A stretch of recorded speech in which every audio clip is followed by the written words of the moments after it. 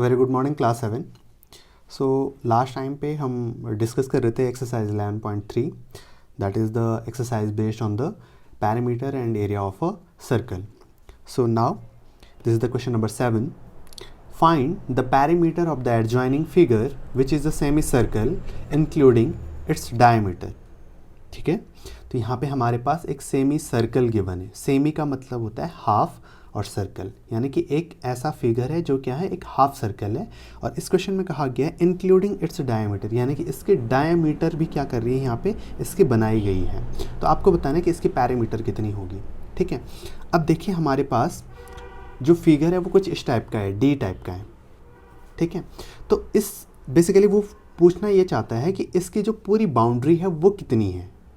ठीक है, तो हमारे पास बेसिकली अगर आप ध्यान से देखें तो इसकी बाउंड्री में कंट्रीब्यूशन किस किस चीज़ का है. एक तो एक इसकी सर्कुलर बाउंड्री है ये वाली, लेकिन ये कंप्लीट सर्कल नहीं है, ये सेमी सर्कल है, हाफ सर्कल है. ठीक है, तो कंप्लीट सर्कल का जो पैरिफेरी होता है हम उसका हाफ कर लेंगे, तो वो क्या आ जाएगा, इस सेमी सर्कुलर जो हमारे पास शेप है इसकी क्या आ जाएगी, बाउंड्री आ जाएगी या उसकी पैरामीटर आ जाएगी. अब दूसरा हमारे पास क्या है, यहाँ पे ये वाला जो लीनियर पार्ट है जो कि इस सेमी सर्कल को क्या कर रहा है, क्लोज कर रहा है. और ये किसके इक्वल है, ये डायमीटर है बेसिकली, है ना. तो हमको क्या निकालना है, सेमी सर्कुलर लेंथ जो है इसकी वो प्लस इसके डायमीटर उसमें ऐड कर देंगे, तो हमारे पास जो फिगर है उसकी पूरी क्या आ जाएगी, पैरामीटर आ जाएगी. तो solution, parameter of semi circular figure.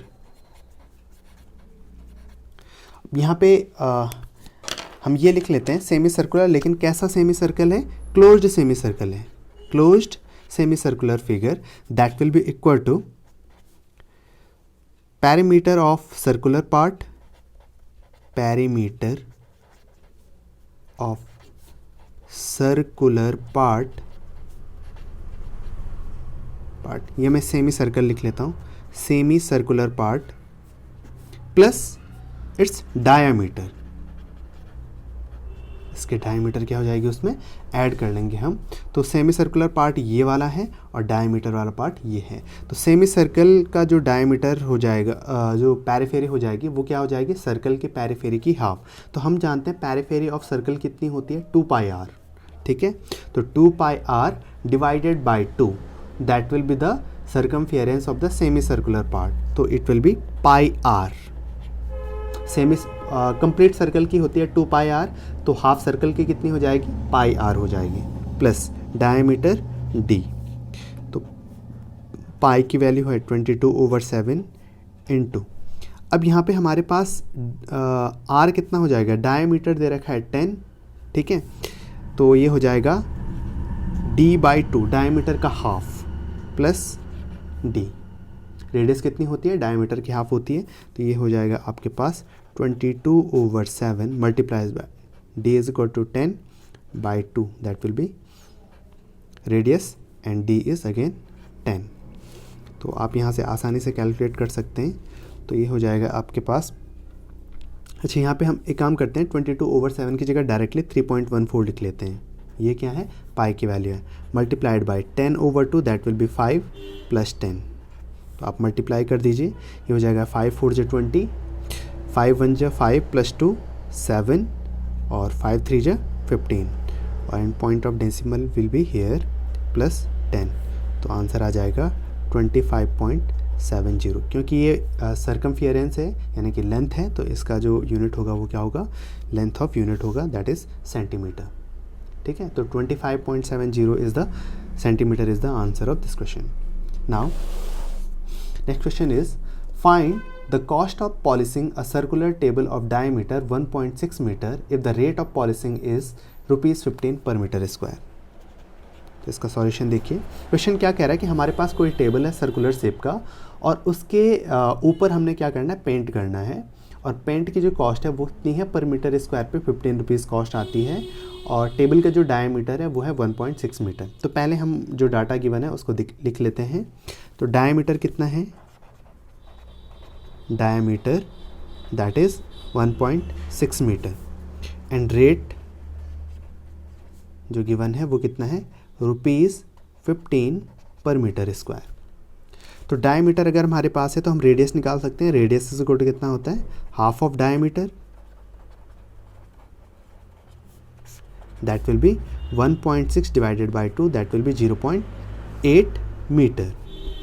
ठीक है, वो कहता है कि पर मीटर स्क्वायर पे जो कॉस्ट आती है वो ₹15 आती है। तो हम सबसे पहले क्या करेंगे, उस सर्कुलर टेबल का जो टॉप है उसका एरिया कैलकुलेट करेंगे। तो area of circular top that will be, circle का एरिया कितना होता है pi r square, so pi r square, so it will be 22/7 into r square means r into r, so r is 0.8, so it will be 0.8 multiplied by 0.8.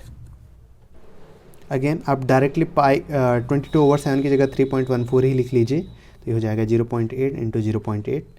मैं क्यों ऐसा कह रहा हूँ, क्योंकि फिर हमको मल्टीप्लाई करने में आसानी होगी।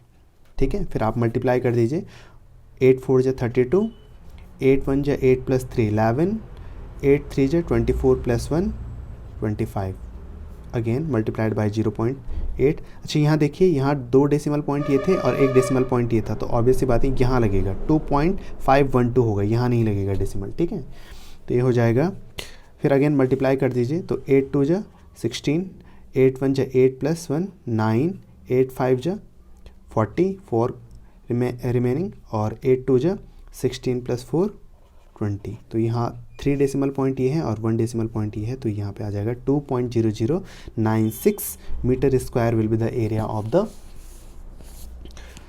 Circular top of the table. Now total cost of polishing, polish करने का जो टोटल कॉस्ट आएगा वो कितना आएगा, वो हमें कैलकुलेट करना है। That will B area multiplied by rate. पर मीटर स्क्वायर पे जितनी कॉस्ट आती है उससे हम क्या करेंगे, सरफेस पूरा जो सर्कुलर एरिया है उसको मल्टीप्लाई कर लेंगे। तो ये हो जाएगा, एरिया कितना है हमारे पास 2.0096 मल्टीप्लाइड बाय रेट कितना है 15, और आंसर आ जाएगा इतने rupees.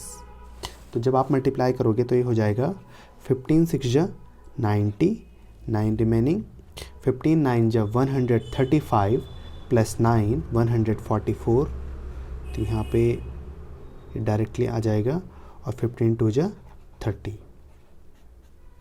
So answer will be 30.14144 rupees.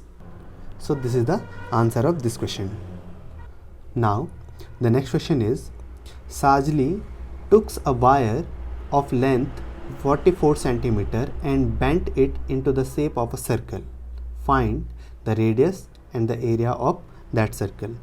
ठीक है, तो क्वेश्चन में कह रहा है कि साजली नाम की कोई लड़की है, वो एक वायर लेती है जिसकी लेंथ कितनी है 44 सेंटीमीटर है, और वो उस वायर को क्या करती है, मोड़ती है किसी सर्कल की शेप में।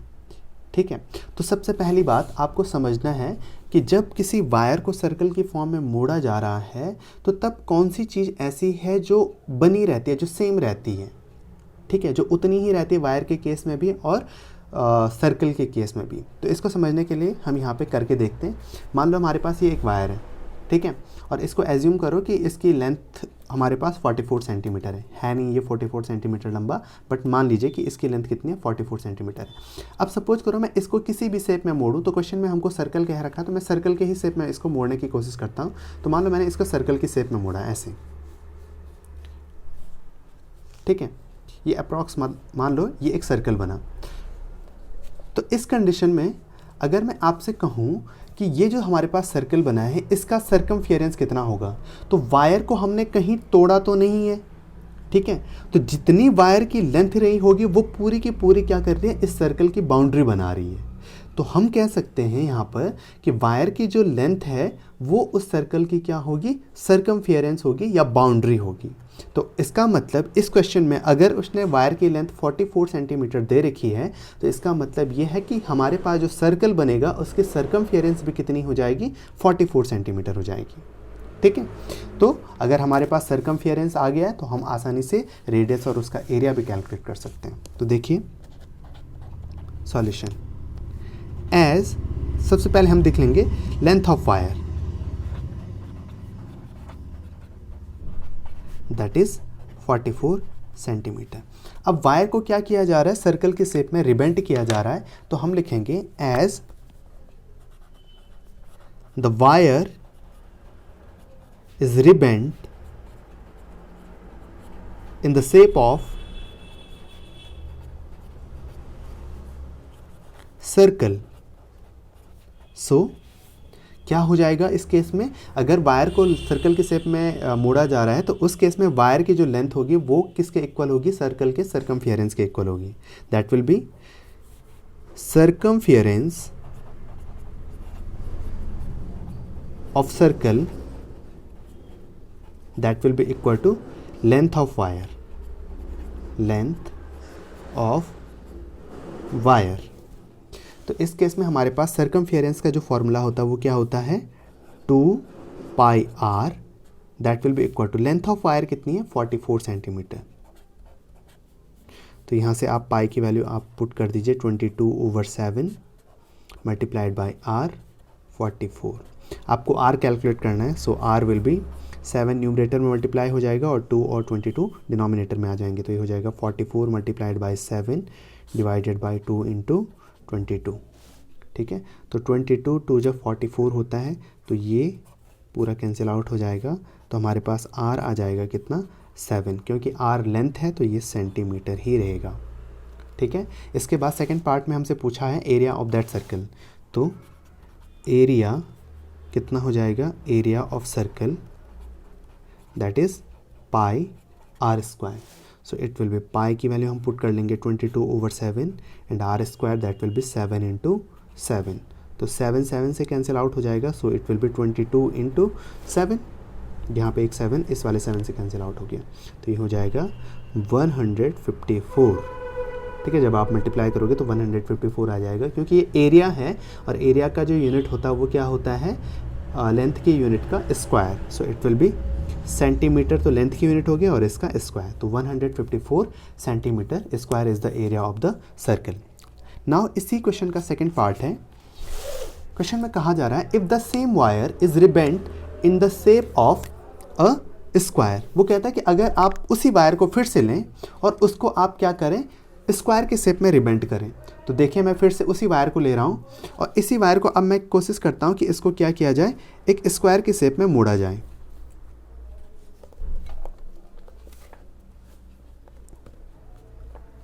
इस टाइप का शेप देने की कोशिश की जा रही है। मान लीजिए एक स्क्वायर है, ठीक है, तो इस स्क्वायर के शेप में मोड़ने की कोशिश की जा रही है। तो ऑब्वियस सी बात है वायर तो कंप्लीटली मुड़ चुका है स्क्वायर के शेप में, तो इस स्क्वायर की जो हमारे पास पैरीमीटर होगी या बाउंड्री होगी वो किसके इक्वल होगी, वायर की लेंथ के इक्वल होगी इस वाले केस में। ठीक है, तो यहाँ पे solution, perimeter of square that will be equal to length of wire।